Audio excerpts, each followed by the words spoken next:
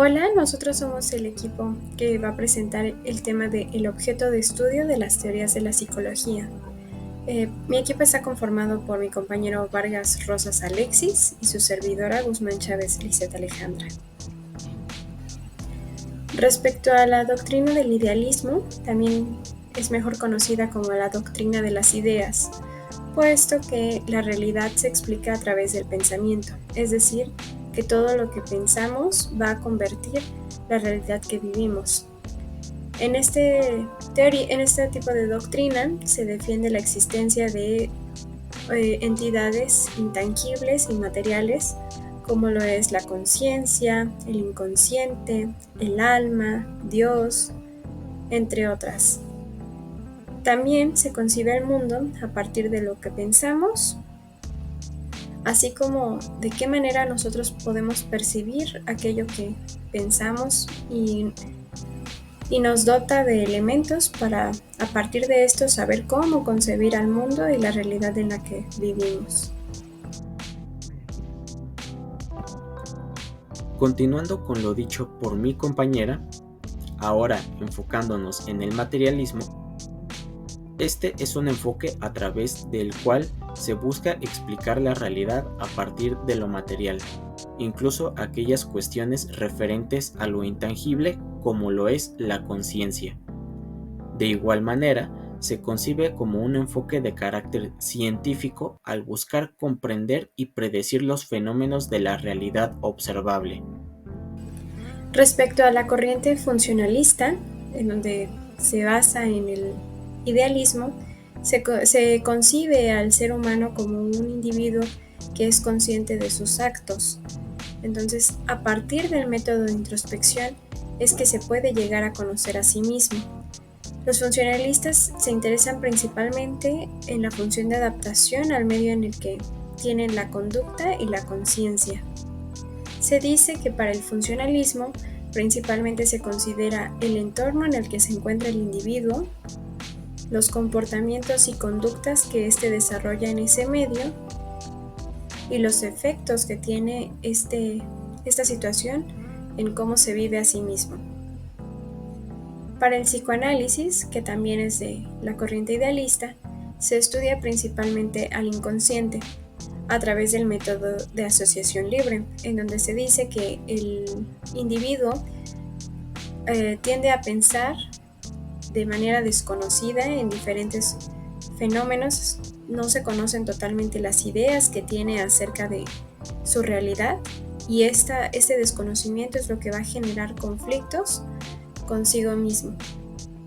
El psicoanálisis permite explicar aspectos que estaban fuera de la ciencia en algún momento, como son las fantasías, los sueños, y también explica otros fenómenos como los sentimientos y las emociones.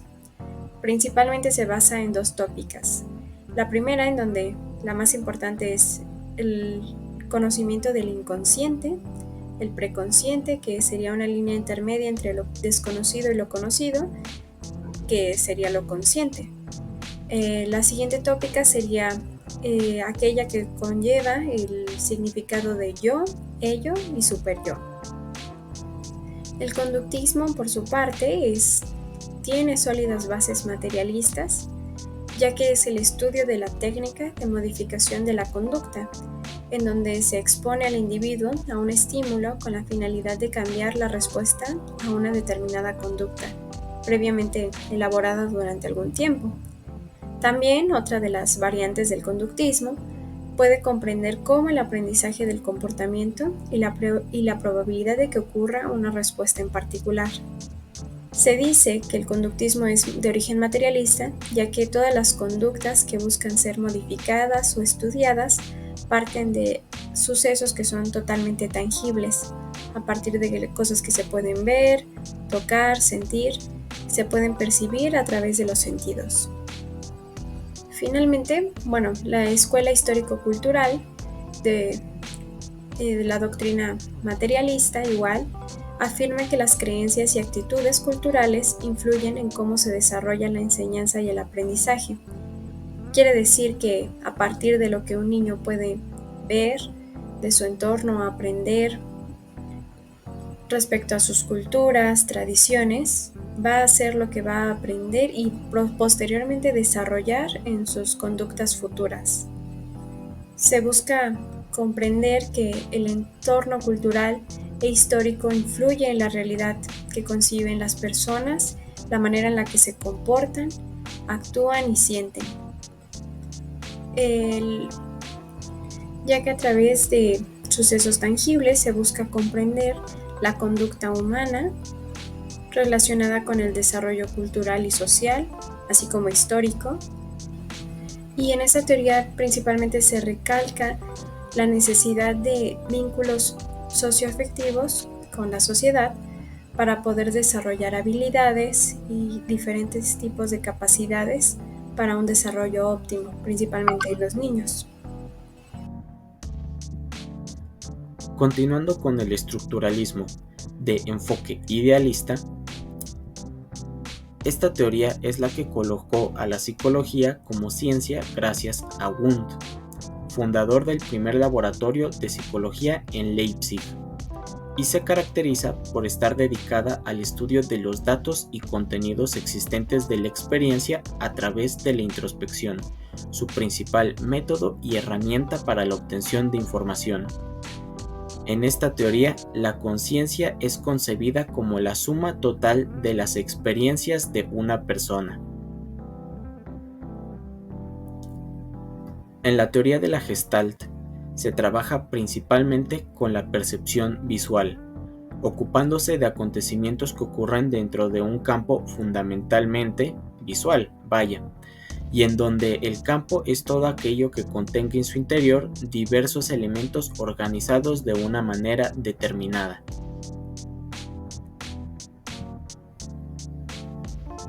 En la siguiente imagen se ven ilustrados los principios que rigen la organización de los elementos que se encuentran en un campo gestáltico.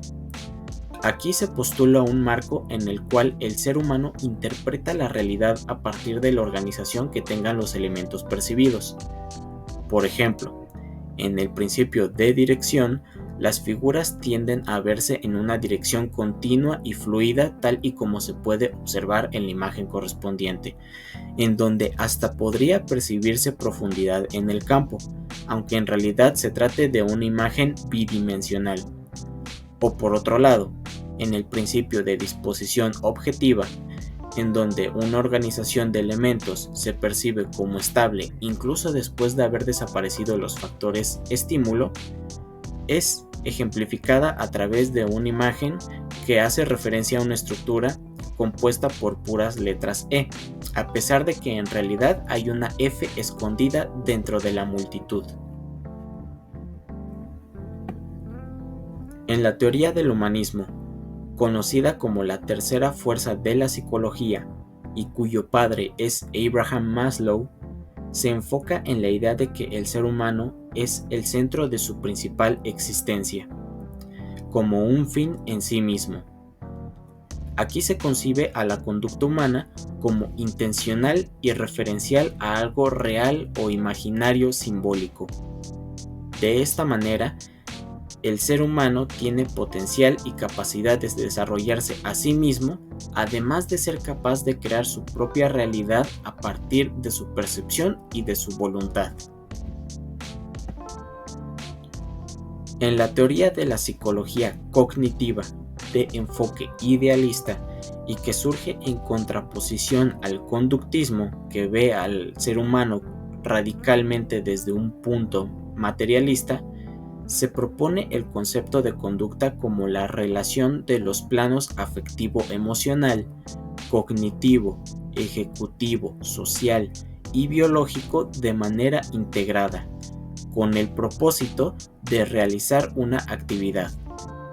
Además, es planificada y con un propósito, de tal manera que es un producto multifactorial que el ser humano es capaz de controlar a voluntad según sus objetivos. Finalmente, en la teoría histórico-genética, se entiende al ser humano como un organismo determinado por sus condiciones biológicas, las cuales le otorgan la capacidad de modificar su conducta según se vaya desarrollando su sistema nervioso y otras capacidades innatas propias de su organismo. De igual manera, su potencial genético se desarrolla de acuerdo a las condiciones ambientales y, en general, factores epigenéticos que van a tener una mayor o menor influencia en su conducta a lo largo del desarrollo de toda su vida. En otras palabras, la construcción del ser humano está fuertemente ligada a sus condiciones materiales referentes a su propio organismo y al entorno en el que se desenvuelve. Y esto ha sido todo, profesora. Le agradecemos mucho su atención y dejamos a su disposición la bibliografía utilizada para este trabajo. Gracias.